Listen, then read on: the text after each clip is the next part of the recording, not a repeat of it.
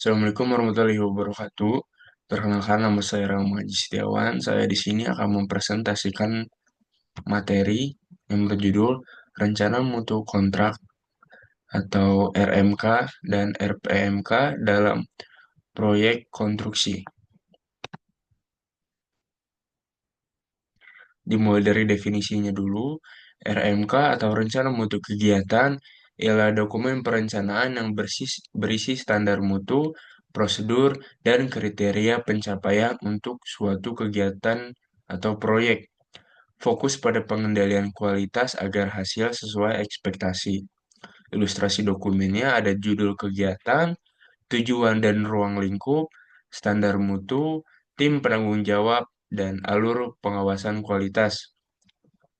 Sedangkan RPMK atau Rencana Pengelolaan Mutu Kegiatan ialah dokumen yang lebih komprehensif yang mencangkup RMK, tetapi menambah aspek manajemen risiko, sumber daya, dan monitoring berkelanjutan untuk memastikan mutu tercapai.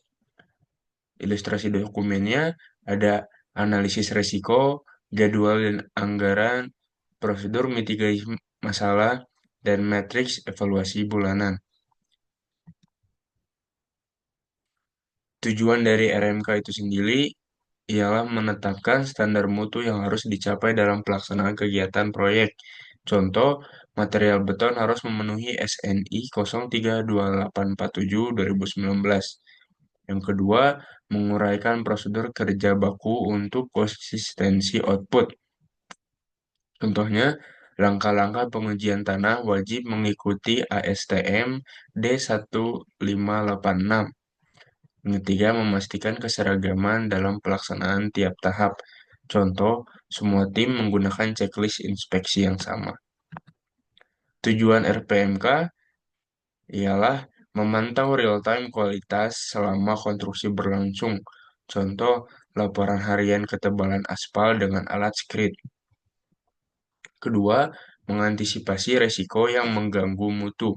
Contoh, mitigasi keterlambatan material dengan vendor cadangan.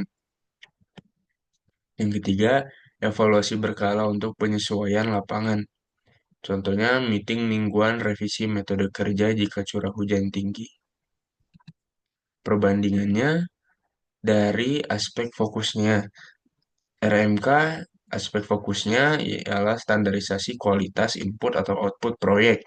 Sedangkan RPMK ialah kontrol proses ditambah manajemen risiko selama proyek berjalan. Bisa kita lihat untuk penyusunannya dari RMK, contohnya ialah tim QA dan QC, engineer design atau konsultan. Sedangkan penyusun di RMPK ialah tim manajemen proyek dan kontraktor. Tahapan-tahapan yang bisa dilaksanakan pada RMK ialah perencanaan standar awal proyek. Yang kedua, dokumentasi spesifikasi teknis. Sedangkan tahapan pada RMPK ialah monitoring secara real time, mitigasi resiko, dan evaluasi secara berkala. Dan untuk konten kuncinya sendiri, RMK mencangkup spesifikasi material, prosedur uji lab, dan struktur organisasi QA. Pada RMPK ada matriks risiko, laporan harian, satu mingguan, dan adjust plan berdasarkan kondisi lapangan. Contoh pada RMK, ya beton harus kuat tekan 30 MPa sesuai SNI. Sedangkan pada RMPK, contohnya ialah jika hujan lebih dari 2 hari, gunakan additif beton cepat kering. Nah, perbandingan QA dan QC pada aspek fokusnya sendiri, QA berfokus pada proses, sedangkan QC berfokus pada produk. Untuk pendekatan pada QA sendiri itu lebih ke pencegahan, sedangkan QC itu perbaikan. Nah, untuk waktunya, QA dilaksanakan pada sebelum produksi, sedangkan QC itu sesudah produksi. Nah, tindakan yang dilakukan QA yaitu membuat sistem, sedangkan QC itu mengecek hasil akhir. Kesimpulannya, RMK atau Rencana Mutu Kegiatan dan RMPK atau Rencana Pengelolaan Mutu Kegiatan adalah alat kunci untuk menjamin mutu proyek. RMK berfokus pada standarisasi persyaratan mutu di awal proyek seperti spesifikasi material, prosedur kerja, dan dokumen acuan. Nah, sedangkan RPMK berfokus pada kontrol dan adaptasi selama proyek berjalan, seperti monitoring, mitigasi risiko, dan penyesuaian lapangan. Keduanya saling melengkapi.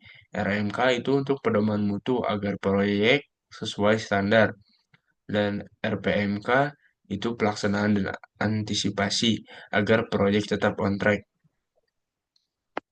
Tanpa keduanya, risiko gagal capai mutu, boros biaya, atau delay akan semakin tinggi.